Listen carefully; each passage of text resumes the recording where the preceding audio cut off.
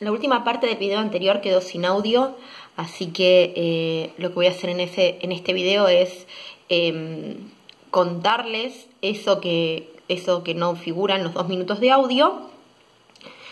Bien, en esta parte lo que yo estaba tratando de enfatizar es en la diferencia y en las ventajas de la electroforesis capilar versus a la electroforesis ordinaria. O sea que lógicamente también tiene sus aplicaciones, pero mucho más limitadas que lo que uno puede lograr en una separación por electroforesis capilar. Y eso está relacionado con el potencial que uno puede, con el límite de potencial que uno puede aplicar para que se produzca la separación. Por cómo es el soporte y la capacidad para poder disipar el calor, en electroforesis ordinaria el voltaje aplicado suele ser de alrededor de 500 volts, o sea, no más que eso. Entonces, eso va a generar limitaciones que han sido superadas por la electroforesis capilar. En electroforesis capilar, los potenciales que se aplican son del orden de los kilovolts. O sea, las fuentes son del orden de 10 a 25 kilovolts. Así que imagínense que el potencial que se puede llegar a aplicar en una electroforesis del tipo capilar es mucho mayor. ¿Y por qué es eso? Bien, el capilar tiene una resistencia muy elevada, y eso es porque tiene una gran longitud y una pequeña área en la sección transversal del capilar. Entonces, eso hace que la resistencia, de la sección sea excepcionalmente elevada. El tener una alta resistencia, entonces, limita la corriente y el calentamiento interno que se produce. ¿Sí? El calentamiento de Joule, que lo charlamos en el video anterior.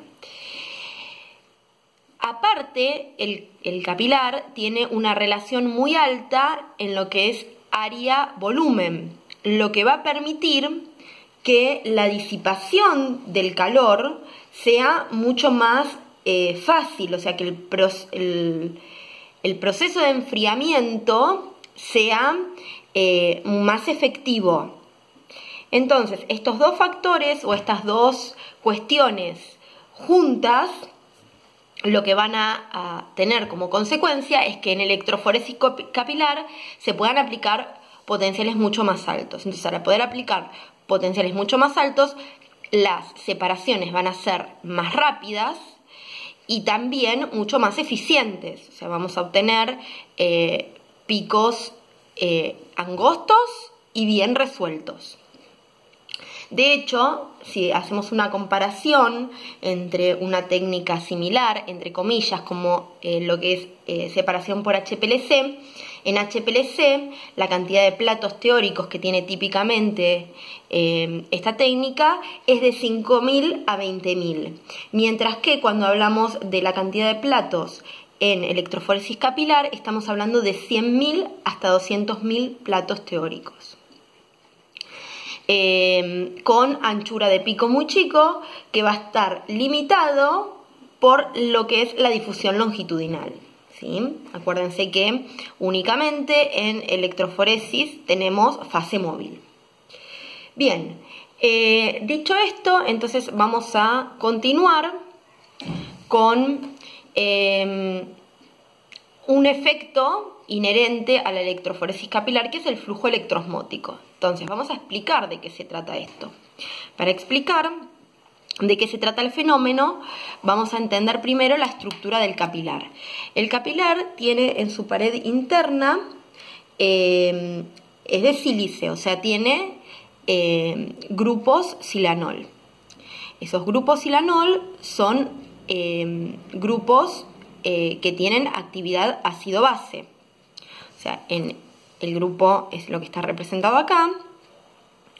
Entonces, a pH mayores a 3, ese protón se pierde y en la superficie va a quedar la unión silicio-oxígeno con carga negativa. Bien, entonces lo que vamos a tener en la superficie del capilar son cargas negativas.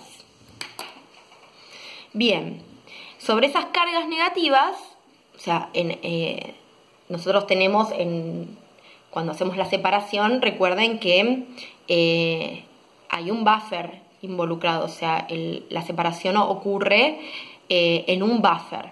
Entonces, cuando ese buffer entre en contacto con el capilar, entonces se va a formar una doble capa de cargas, en la cual la primera capa va a ser de cargas positivas, que van a estar fijadas a las cargas negativas. Es una primera capa fija de cationes, y adyacente se va a formar una segunda capa, también mayoritariamente de cationes, pero va a ser una capa móvil. Entonces, cuando se aplique una diferencia de potencial, un campo eléctrico, estas cargas, estos cationes positivos que están solvatados, van a migrar hacia el cátodo. Esa migración de cationes solvatados generan lo que se llama el flujo electroendosmótico. ¿Sí? Es la migración del flujo hacia el cátodo, en este caso por una cuestión de cuál es la carga del capilar. Este factor no es un factor despreciable. De hecho, pasa habitualmente que la velocidad del flujo electroosmótico es mayor que la velocidad de migración electroforética de los iones individuales que uno quiere separar. Bien, entonces, ¿qué es lo que genera en el perfil de flujo de los líquidos? Lo que tenemos acá es una comparación entre el perfil de flujo generado por presión hidrodinámica, como por ejemplo ocurre en HPLC, aplico una presión y se genera un flujo, fíjense que tiene un perfil parabólico, mientras que en el caso de tener una electroforesis capilar, el efecto de flujo electroosmótico genera que el perfil sea un perfil plano. Esto tiene una consecuencia que mejora la eficiencia de la electroforesis capilar, y es que los picos son, por ejemplo, mucho más angostos que si comparamos un pico que obtenemos por HPLC, ¿sí? Porque ya no tenemos esta difusión que ocurre acá, ¿sí? Acá el flujo, independientemente de la zona del capilar o de la zona dentro del capilar, esté más cerca o más lejos o en el centro, el flujo es el mismo, mientras que acá hay una variación, ¿sí? Bien, entonces veamos qué pasa con la migración de los analitos en esta nueva condición. Bien, el flujo electroosmótico tiene una dirección, que es del ánodo hacia el cátodo, ¿sí? Porque los que migran son cationes.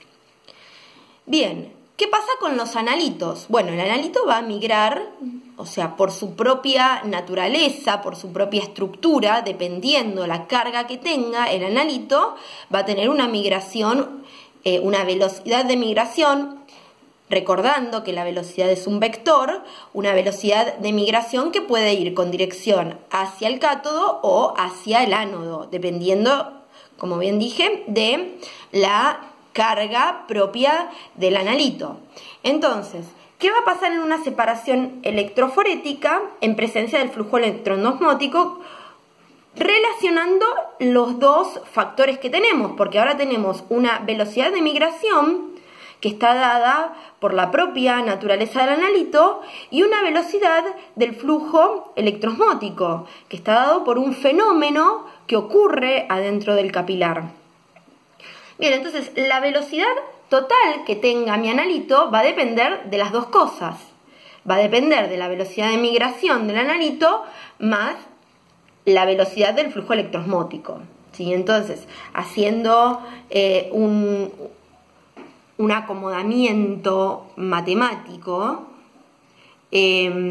podemos decir, no sé si acomodamiento es la palabra, pero un reordenamiento, mejor dicho, matemático. Entonces la velocidad total del analito va a depender de la movilidad electroforética más la movilidad del flujo electroendosmótico, y esto multiplicado por el valor del campo eléctrico aplicado.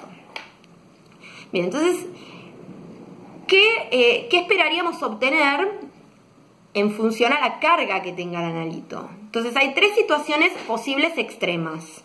Una es que el analito sea positivo, otro es que el analito sea negativo y otro es que el analito sea neutro, porque ya en esta condición de existencia de flujo electroendosmótico podemos pensar que aunque el analito no tenga carga propia, se va a mover igual arrastrado por el flujo electroosmótico. Bien, entonces, en el caso de que el analito tenga carga positiva, va a migrar en la misma dirección que el flujo electroosmótico. Entonces, la velocidad final que tenga mi analito va a ser la suma vectorial de los dos tienen la misma dirección, entonces va a ser una suma de velocidades. Si el analito no tiene carga, entonces la velocidad del analito va a estar dada únicamente por la movilidad que tenga el flujo electroendosmótico. Y por último, si mi analito tiene una carga negativa, entonces por su propia naturaleza va a migrar hacia el ánodo. Pero también está la existencia del flujo electroendosmótico. Entonces, en ese caso, la velocidad final que tenga el analito va a ser una resta, porque el flujo electroendosmótico va hacia un lado y la velocidad del analito va hacia el otro. Entonces la velocidad final que tenga el analito será una resta entre los dos vectores. Por lo general, la velocidad, fíjense, y ahora sí hablemos de sumas y restas vectoriales, ¿sí? Y de la, digamos, de lo que representa estos vectores. Entonces, lo que veo acá es que la velocidad electroosmótica tiene un módulo mayor que lo que es la velocidad electroforética del analito. Entonces, por más que el analito tenga carga negativa, y en la situación inclusive en la que tenga mayor carga negativa, el analito va a terminar migrando hacia el cátodo. Lo va a hacer a una velocidad menor, lo va a hacer más lentamente, pero va a terminar migrando hacia el cátodo, ¿sí? Entonces, en esta condición esperaríamos que los analitos más positivamente cargados migren más rápido, le siguen los que tienen menos carga positiva, le van a seguir los neutros y luego los negativos, ¿sí? Bien, por último, si uno querría obtener el tiempo de migración del analito, lo que habría que hacer es un reemplazo, considerando que la velocidad es el espacio dividido el tiempo, o sea, la longitud dividido el tiempo, la longitud que recorra dividido el tiempo de migración. Entonces, la longitud que recorre es la longitud desde el extremo del capilar donde se está inyectando la muestra hacia el detector, ¿sí? Entonces, haciendo ese reemplazo, utilizando esta ecuación y haciendo este reemplazo, podemos encontrar la fórmula para calcular tiempos de migración, ¿sí? Y si reemplazamos la fórmula de campo eléctrico como la diferencia de potencial sobre la longitud, entonces obtenemos esta nueva relación, que bueno, por lo general uno lo que conoce, lo que puede medir es la diferencia de potencial que aplica. Bien.